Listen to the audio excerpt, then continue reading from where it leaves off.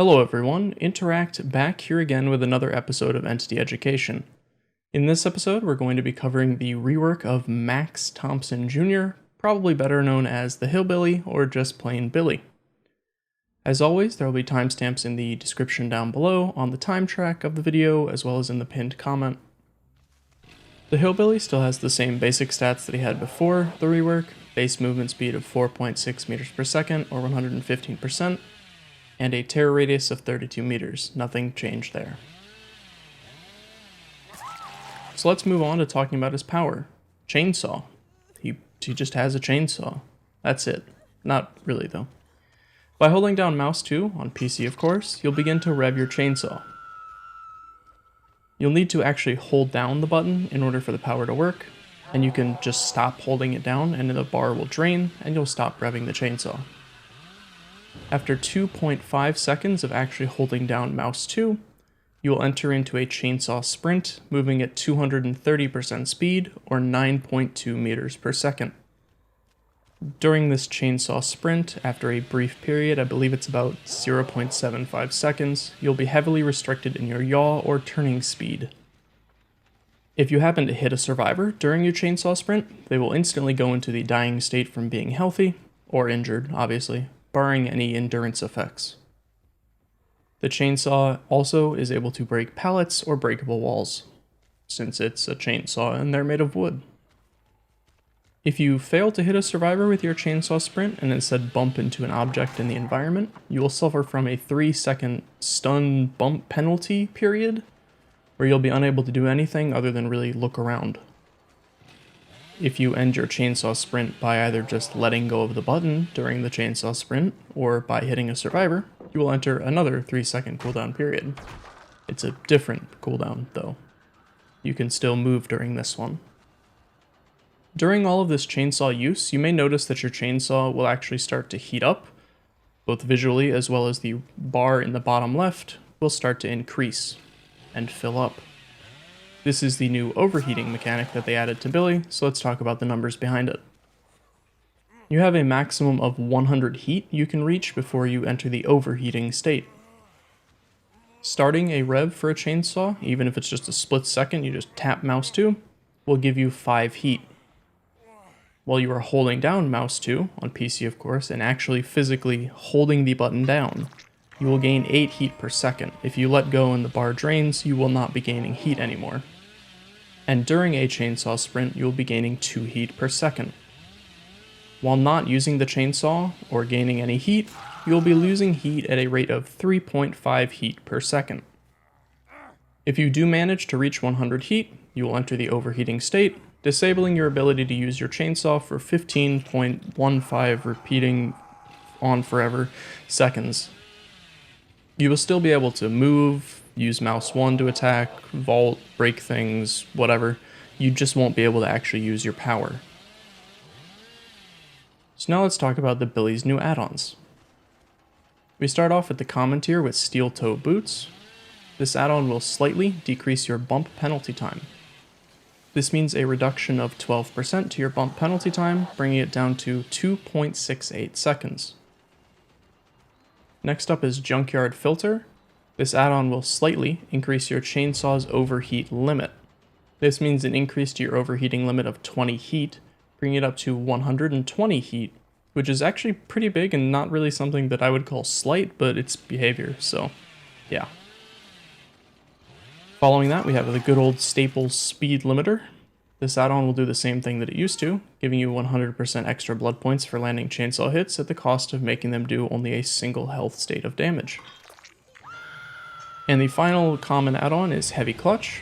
This add-on will decrease the collision zone while chainsaw sprinting, and I'm not really going to bother trying to get into hitboxes because those are just a nightmare without a dev kit.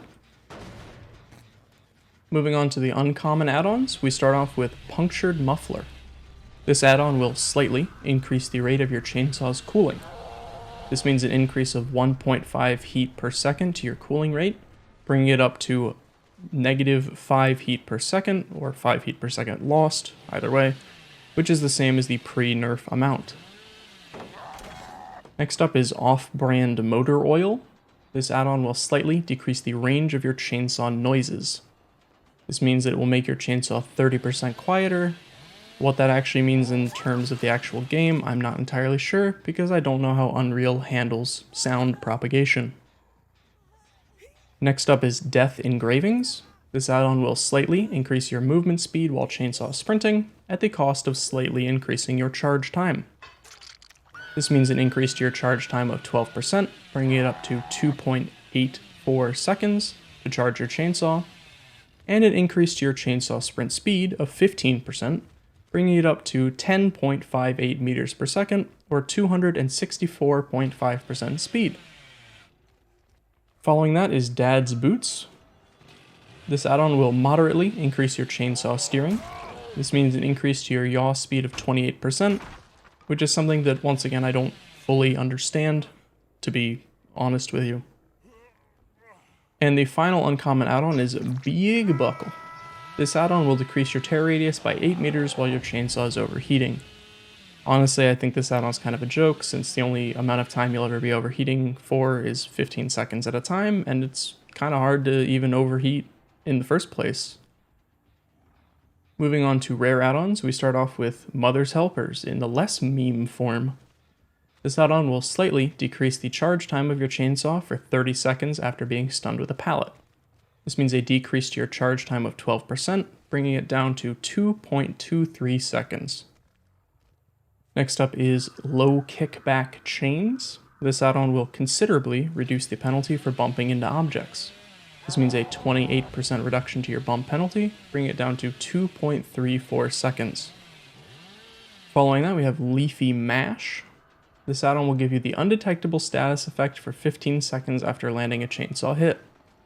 Does exactly what it says, and isn't really all that great in my opinion. Next up is Doom Engravings. This add-on will moderately increase your chainsaw's movement speed at the cost of slightly increasing your charge time.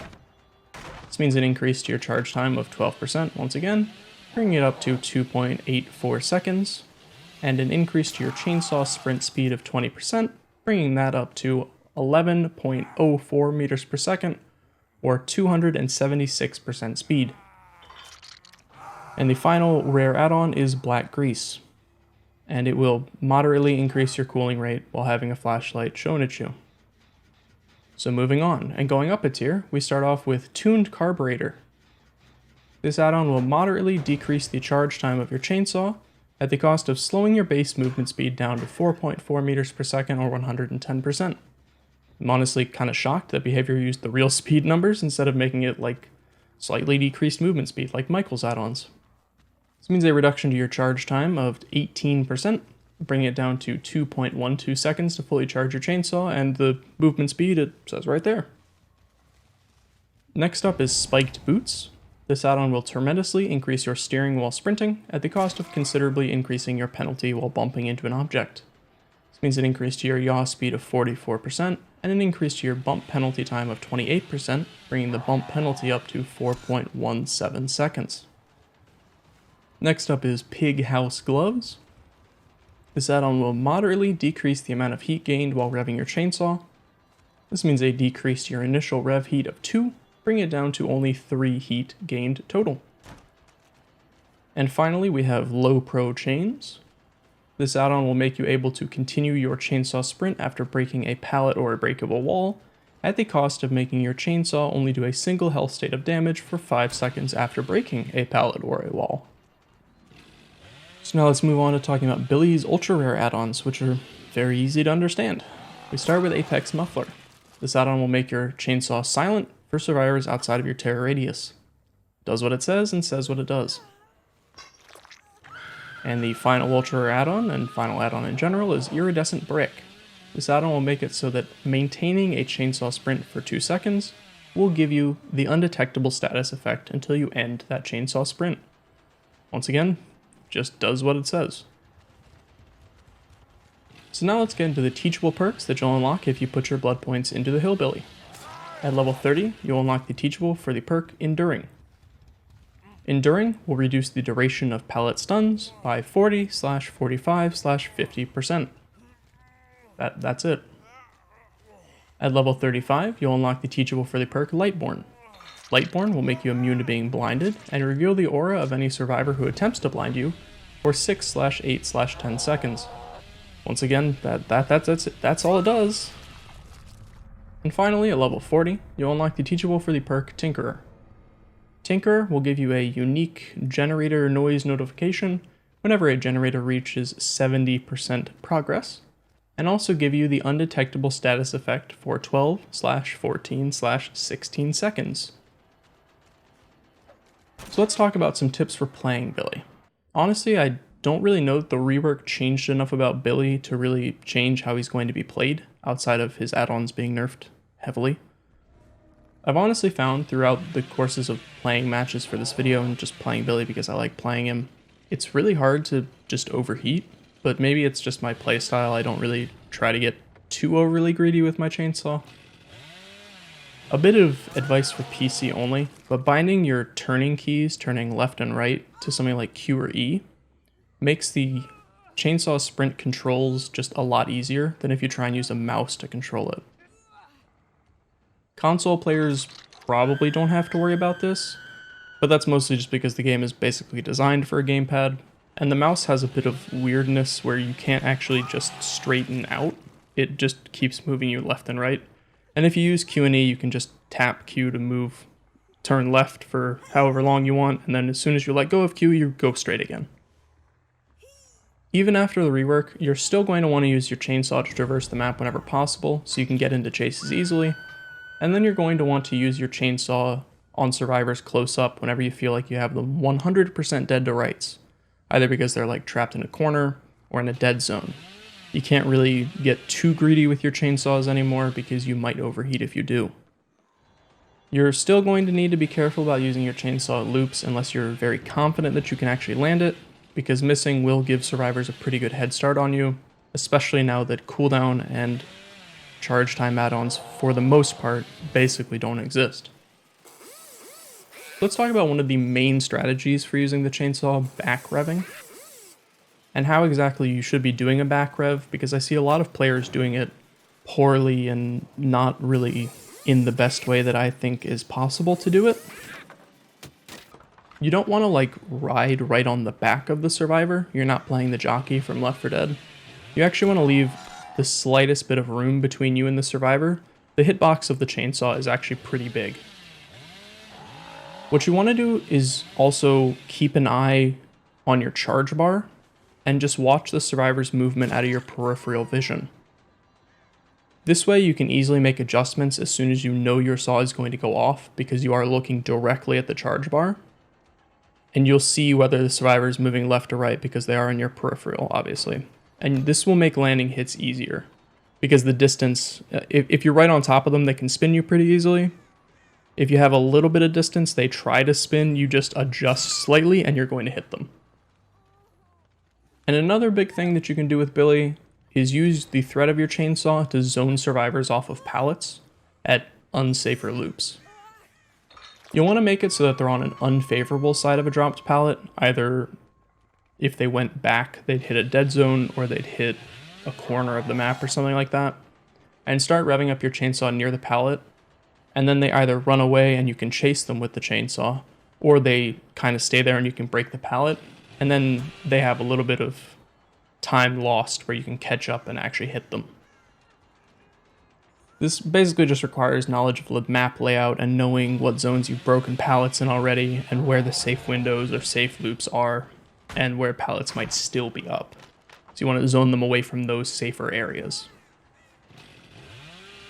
So now let's talk about some perk builds and what perks you might want to be running. As for the tips for playing Billy, honestly I don't really think that much has changed in terms of perks that you're going to be wanting to use when you're playing as Billy. The strong perks that you're going to want to choose from are still Barbecue and Chili, Whispers, Enduring, Spirit Fury, Infectious Fright, etc. All the stuff you would have used previously. You can run things like Pop Goes the Weasel, Corrupt Intervention, or Ruin, but I honestly don't really feel like they're that necessary. But maybe that's just because I have a lot of playtime as Billy and I'm fairly comfortable playing him. I feel as if Billy has enough map pressure as is, and is good enough in chase to not really need slowdown perks or corrupt to help the early game be easier to get chases started. But I know that there is probably a fair amount of Billy players that aren't exactly confident in their chainsaw abilities, so running at least one, slowdown perk or corrupt intervention or whatever, that's fine to do if you need to. A basic perk build will look something along the lines of this: Barbecue and Chili, Infectious Fright, Enduring, and Spirit Fury. For my personal build, I substitute out Infectious Fright for Whispers, just because that's my playstyle. And I know that Otofu, who is a fantastic Billy player and has Billy Legacy, which looks really nice by the way, substitutes out Spirit Fury for Whispers because he doesn't like the way Spirit Fury plays. It's really up to you what perks you want to be running, but I believe that the core perks for Billy are Barbecue and Chili and Enduring, and then you probably want a tracking perk, and then the fourth perk can kind of just be whatever you think you need to add in there. So now let's move on to the meme builds for Billy. The first meme build is probably the obvious one, Silent Billy. For this build, you're going to want to bring perks that make you sneaky. So an example build would be Tinkerer, Dark Devotion, Insidious, and Trail of Torment. For add-ons, you're going to want to bring Iridescent Brick and Apex Muffler. This way you can use your chainsaw and still not be heard. And maybe you can hit the cross map, long saws. Your results really may vary on whether survivors are using their eyes or not. And the second meme build is for all the people who think that they went too far when nerfing Billy. Bring back old Billy. For this build, you're going to run the old perks that you used to run on Billy, which was probably Barbecue and Chili, Enduring, Spirit Fury, and Infectious Fright. For add-ons, you're going to want to bring Tuned Carburetor and Spiked Boots. You can bring Punctured Muffler or Junkyard Filter in place of Spiked Boots if you are worried about overheating. Or you can bring Mother's Helpers to have faster chainsaws after being slapped with a pallet. And it'll be almost instant saw. So that's it for this episode of Entity Education covering the Hillbillies rework. As always, links to social media, Twitch stream, Patreon, whatever, on screen now in the description. Please leave a like on the video if you learned anything or liked the video, subscribe for more in the future. Thanks as always for watching, and I'll see you in the next video, which will be covering the bouncy boy himself, the Blight, which is going to be very fun, because I thought he was very fun, but we'll see how he is when he hits live. That's all for now. Goodbye.